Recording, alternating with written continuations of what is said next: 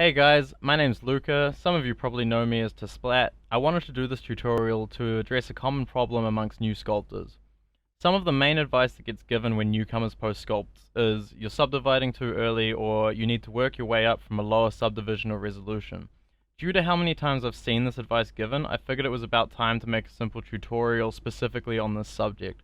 I will be sculpting a human head from scratch using Dynamesh, and while I will touch on a tiny bit of anatomy, this is not an anatomy tutorial. If anyone would like me to do an in-depth tutorial on my process for sculpting portraits, then just comment and I will do one. The head shown in this tutorial took exactly 2 hours. Okay, so first I like to start with the lowest res Dynamesh sphere, the 016. This means the Dynamesh resolution will be set to 16. I will explain more about Dynamesh when it's time to subdivide. Now let me show you the way a lot of novice sculptors will start a sculpt. They subdivide far too much, far too early. Notice how difficult it is to manipulate the shape now. Everything's lumpy and horrible. On top of that, a lot of people will use the red wax matte cap. This is one of the worst you could use. I recommend basic material or one of the sculpting clay matte caps that random artists will make.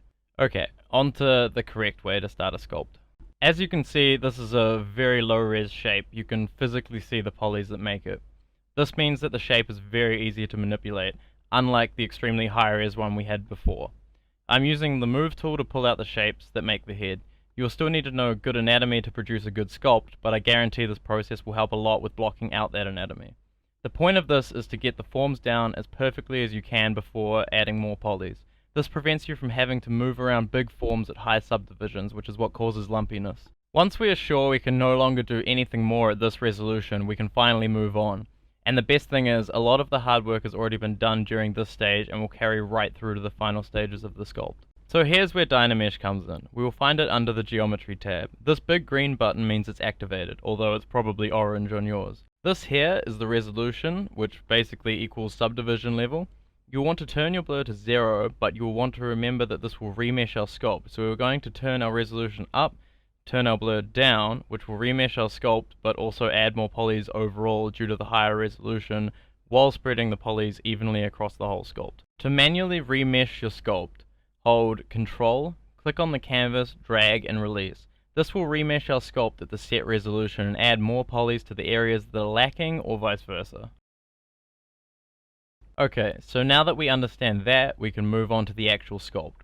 The brushes I use are clay tubes for the lower resolutions, clay buildup for when the sculpt starts to get into the high poly stage, move, smooth, dam standard, and pinch. I will explain their uses as I go, but remember, brush preference is completely personal.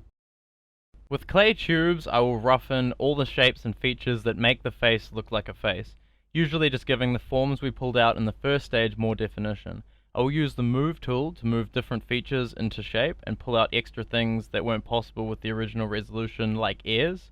The smooth tool is obviously used to smooth the sculpt, but I feel it's not extremely useful in this early stage except to remove the square shapes of the polys left behind from Dynamesh.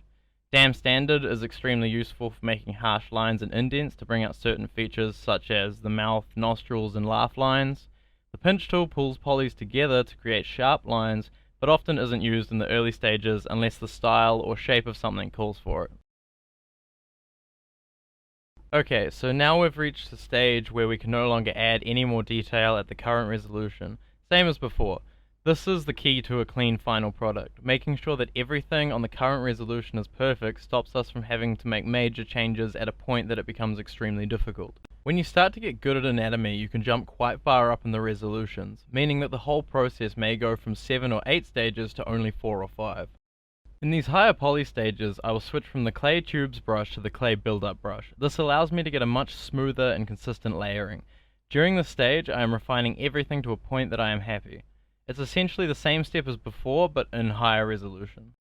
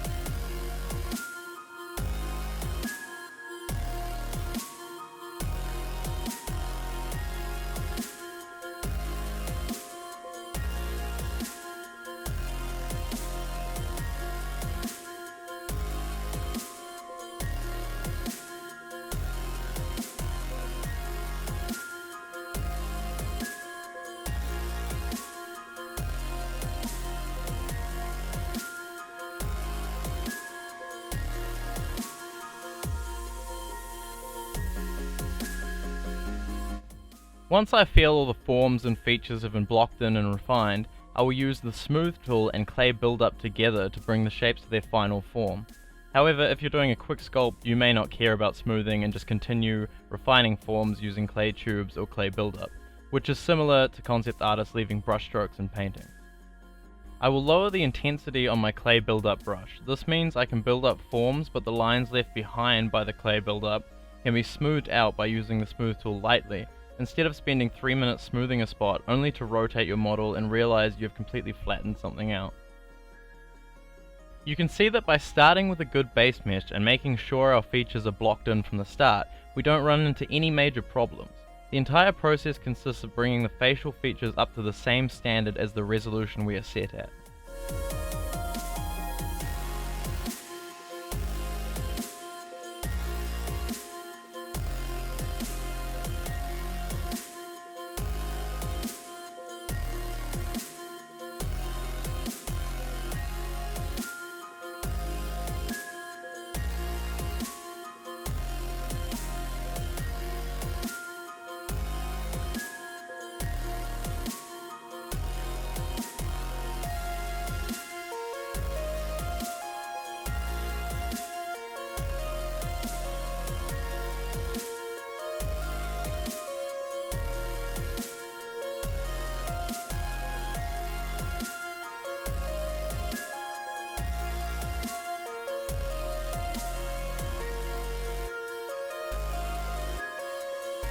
Here we are entering the stage before the final detail pass. At this point you can use the pinch tool to define different features like the lips and nostrils or areas that you want to look sharper.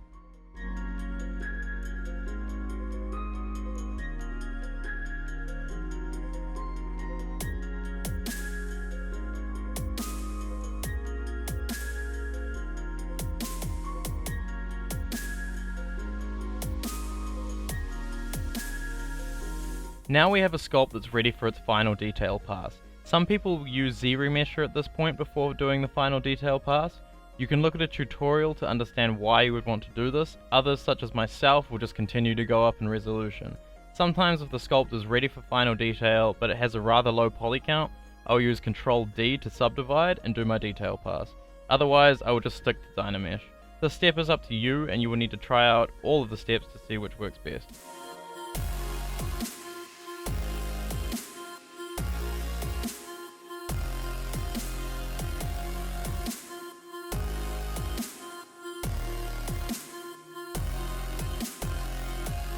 So here I've subdivided high enough to get in all those small details like skin pores, bumps and little wrinkles.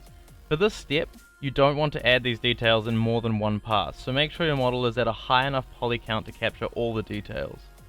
The brush I use for this process is the standard brush with different alphas and brush patterns, usually with symmetry turned off. While this process can be rather random, different characters will require different details. This is a pretty experimental process that has many great in-depth tutorials scattered across the internet.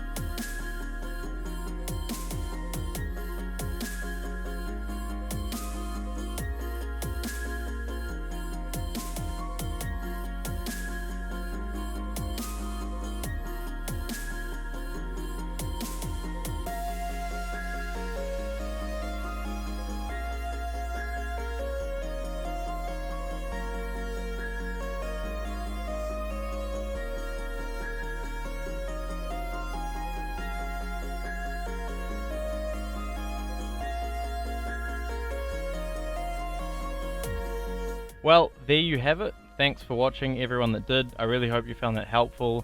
There are many ways to approach sculpting and this is just the way that works best for me and may not work for you, so make sure to look around for a style that suits you best. If you enjoyed this video and would like to see more, like and subscribe.